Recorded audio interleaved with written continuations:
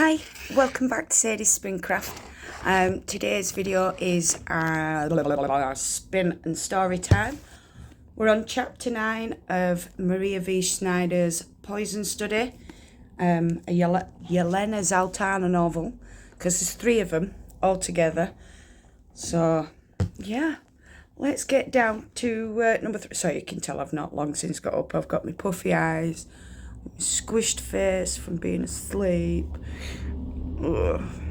Anyway, back to the video. Chapter 9. I vaulted from the bed. The message disappeared from view, but I didn't feel any better. Little darts of fear pulsed from my heart as my mind leapt from one horrible scenario to the next. Was Marg warning or threatening me?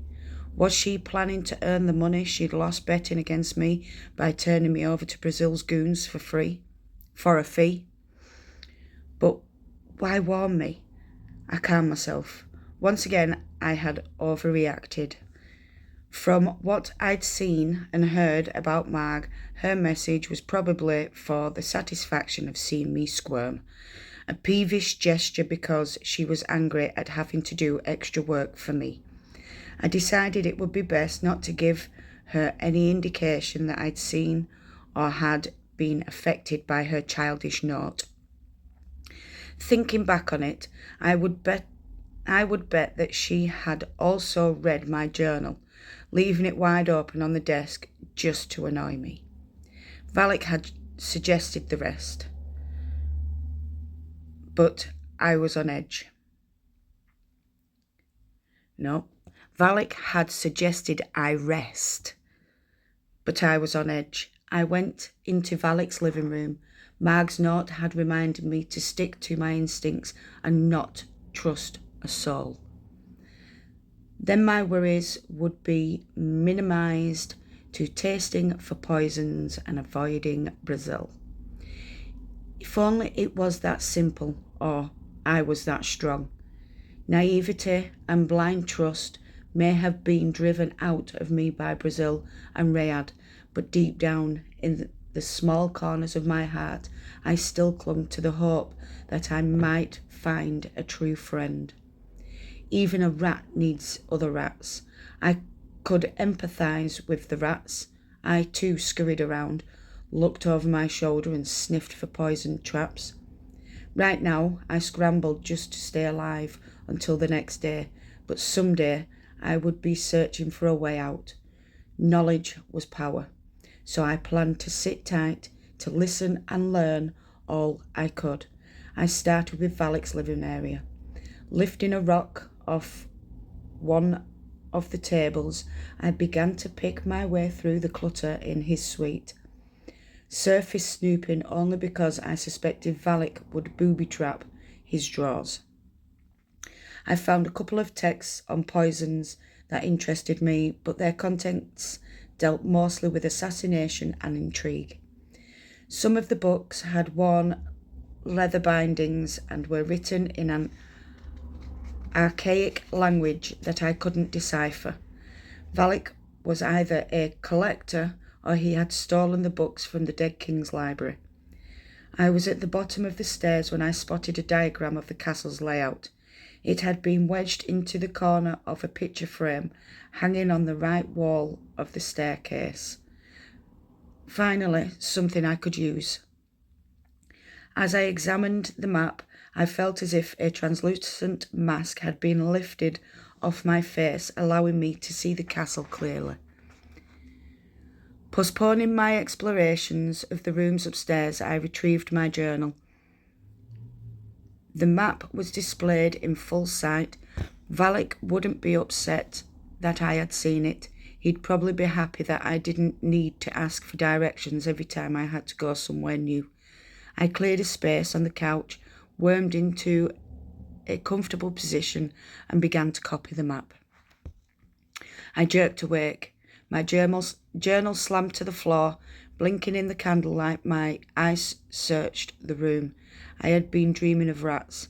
They had poured down from the walls, welled up from the floor and swarmed after me.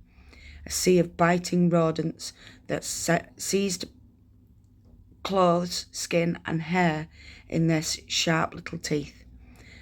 A shudder shook my body. I lifted my feet off the floor as I scanned the room. No rats, unless I included Valak. He was halfway around the room, lighting the lanterns. As I watched him finish, I thought about Valak being a fellow rat. No, definitely not. A cat. And not just any ordinary household cat, but a snow cat. The most efficient predator in the territory of Ixia. Pure white, the snow cat was the size of two massive dogs fused together. Quick, agile, and lethal. The snow cat killed before its prey even suspected danger. They stayed mostly in the north, where the snow never melted, but had ventured south when food grew scarce. No one in the history of Ixia had killed a snowcat. The predator either smelled, heard, or saw the hunter before he could get close enough to strike with a handheld weapon. They bolted the lightning upon hearing. They bolted like lightning upon hearing the twang of a bowstring.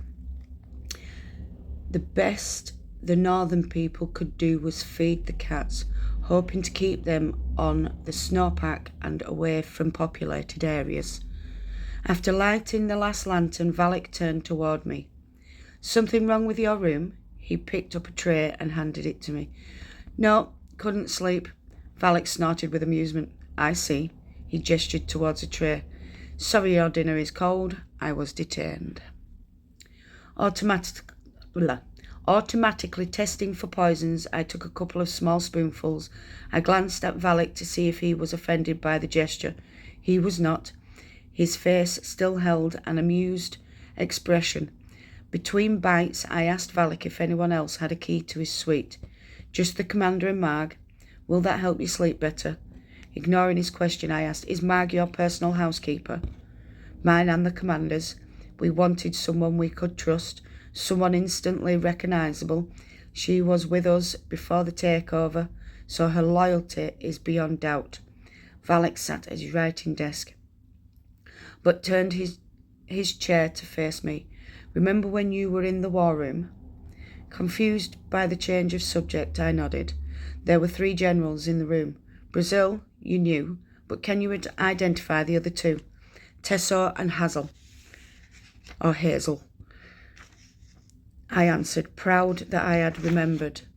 "Can you describe them? Hair colour, eyes?" I hesitated as I thought back. They had worn generals' uniforms and they had been eating lunch. I shook my head. "I think General Tesso had a beard." "You identified them by their uniforms and didn't look at their faces, correct?" "Yes." "That's what I thought. That's the problem with the uniform requirement. It makes a person lazy. A guard will see a housekeeping uniform and just assume that person belongs in the castle. It's too easy for someone to sneak about, which is why I keep the commander surrounded at all times by loyal people, and why Marg is the only housekeeper permitted to clean the commander's and my suite's offices." Valak's tone made me feel as if I had been transported to a classroom. "Why not dismiss all the servants in the castle and use your own people? Soldiers make up the majority of our army. Civilians who joined prior to the takeover were made advisors or given other prominent positions. Some of the king's servants were already on our payroll, and the others we paid double what they were earning working for the king. Well-paid servants are happy servants." "Does the entire castle staff get paid?" "Yes." Including the food taster?" "No." "Why not?" I hadn't even thought about receiving wages until Valak mentioned it. "The food taster is paid in advance. How much is your life worth?"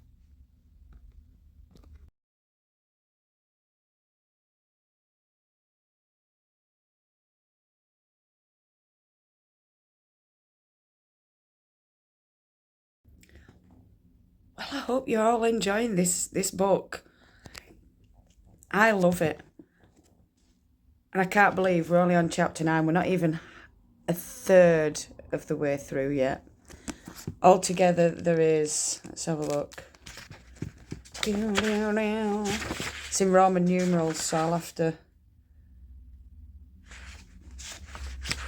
Oh, it takes you on to the next book. So we don't want to read that bit. Maybe. Might give you a little clip. So we've got 32 chapters. That's the word I was looking for. And this book just keeps getting better and better and more interesting and more passion and more